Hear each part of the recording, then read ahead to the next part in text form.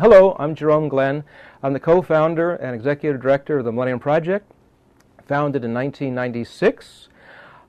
We have 40 nodes around the world. By nodes, I mean a group of individuals and institutions that pick the brains of their area. We send out questions like who knows the most about energy or environment or whatever the issue happens to be, and they find the best people that they can find in terms of people in governments and corporations and universities, NGOs, and UN systems, so that we have sort of a trans-institutional assessment of what's happening around the world in the future. We bring all this information together every year for the last 15 years, and we produce what's called the State of the Future Report. This year's State of the Future, the 2011 State of the Future Report, in our judgment, is the best we've ever done. I want you to please look at the executive summary. It's only 6-7 pages. It pulls everything together. It's online at the Millennium Project or millennium-project.organization.org, and you can download that, and it'll be in different languages, in Chinese and Korean and French and Spanish and so forth. This overview that we provide is not on behalf of a particular ideology or a particular nation or a particular issue.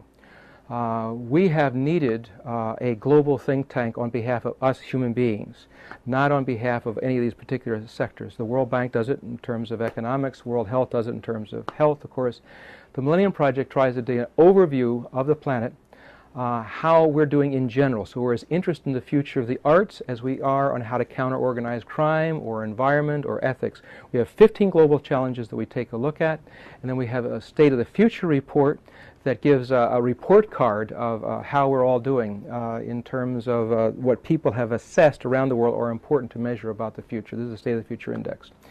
And we have a special report in here also on the future of the arts and entertainment and media, how that may change in the future and influence the perceptions of civilization. There's another chapter on the post-Egyptian revolution.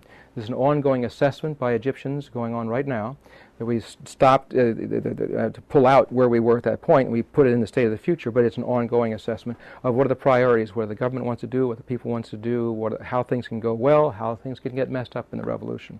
Then there's another chapter on the future of Latin America. This is 200 years ago, many of the Latin American countries became independent of European colonialism, and now they're rethinking their future, and these scenarios take a look at that. Then there's also a chapter on environmental security, and there's a concluding chapter of what we've learned after all these years. So I hope you will take a look at the State of the Future, and I look forward to your feedback because we try to improve each year.